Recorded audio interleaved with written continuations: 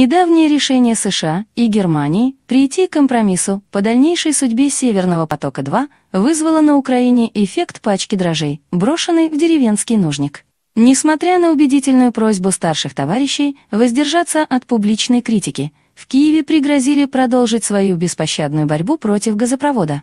Также прозвучало предложение превратить Незалежную в европейский газовый хаб, что якобы решит все ее проблемы. Понятное дело, что все эти заявления сделаны на внутреннюю аудиторию, но есть ли в них хоть какое-то рациональное зерно? Насчет газового хаба высказался, не красней, представитель партии «Слуга народа» Юрий Камельчук. Один из наипростейших сценариев того, что мы можем сделать, это стать газовым хабом для Европы, используя другие газопроводы. Например, турецкий газ, к примеру, из Ирана или Азербайджана, или даже доставляя СПГ кораблями, например, из Катара. Для того, чтобы по достоинству оценить его предложение, давайте для начала разберемся, что такое газовые хабы и как устроена их работа. Крупнейшие хабы в мире – это Генри Хаб, расположенный в американском штате Луизиана, НБП – National Balancing Point, национальный балансировочный пункт, находящийся в Великобритании, а также Tidal Transfer Facility, ТЭФ, что в Нидерландах. Также на роль крупного европейского хаба претендует Германия, которая ради Северного потока-2 даже пошла на конфликт с США, и региональным хабом может стать соседняя Польша как главный распределительный центр американского СПГ в Старом Свете. Итак, что же нужно для создания газового хаба?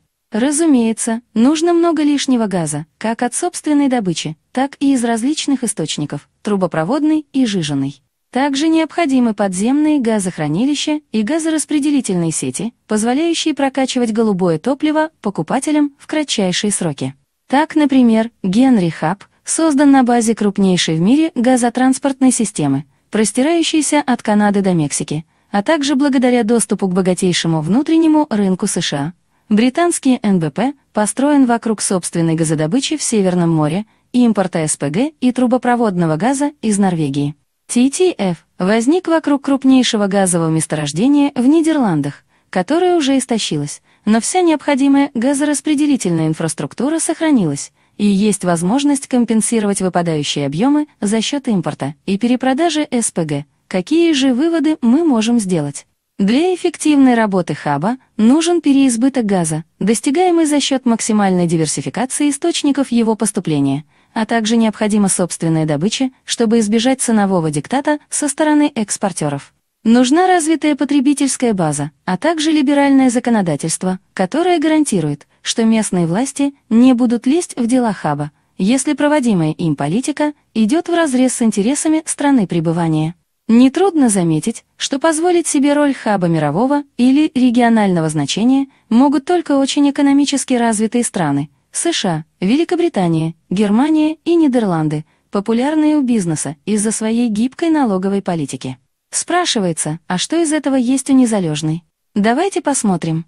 ГТС имеется, она досталась Украине по наследству от СССР, а также огромные ПХГ, так интересные Германии. Что еще? Внутренняя добыча в стране есть, но она даже не покрывает собственных потребностей. По состоянию на 2019 год совокупный объем добычи составил 20,7 миллиарда кубометров, при потреблении в 29,8 миллиарда, дефицит которого Киеву приходится компенсировать у России по так называемому виртуальному реверсу. Планы полностью отказаться от услуг «Газпрома» за счет внутренних ресурсов полностью провалились. Что до азербайджанского газа, который депутат Камельчук предлагает брать через Турцию, все совсем плохо.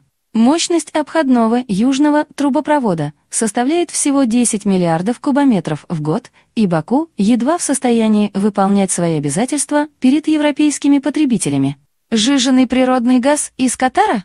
Основным экспортным рынком для этого Эмирата все-таки является 68%, где цены на голубое топливо заметно выше, а на долю Европы приходится чуть больше четверти от общего объема поставок 27%. Зачем катарцам гнать свои танкеры на Украину, чтобы перепродать потом европейцам, непонятно. Кстати, если кто в Киеве позабыл, в 2014 и в 2015 году Турция уже отказывала Незалежной в проходе СПГ-танкеров через свои проливы со следующей формулировкой: Проход танкеров с сжиженным природным газом, СПГ, проблемная тема. Разрешение на проход через и без того загруженный пролив может представлять собой опасность. К тому же Стамбул – очень густонаселенный город. Любая авария с СПГ-танкером может стать причиной крупной трагедии. Иначе говоря, про СПГ как источник диверсификации поставок Украина может позабыть. Анкара сама претендует на то, чтобы стать крупным ближневосточным газовым хабом, и ей никакие тут конкуренты не нужны. Равно как не нужны они ни Германии, ни Польше. Торговля газом – это серьезный бизнес для серьезных людей, а не для современных украинских элит, которых к такому делу даже близко не подпустят. Максимум, что Киеву дозволено, это продолжать качать в Европу российский газ как транзитер, а про газовый хаб как инструмент ценообразования на энергетическом рынке и геополитического давления на Запад незалежный не стоит даже и заикаться.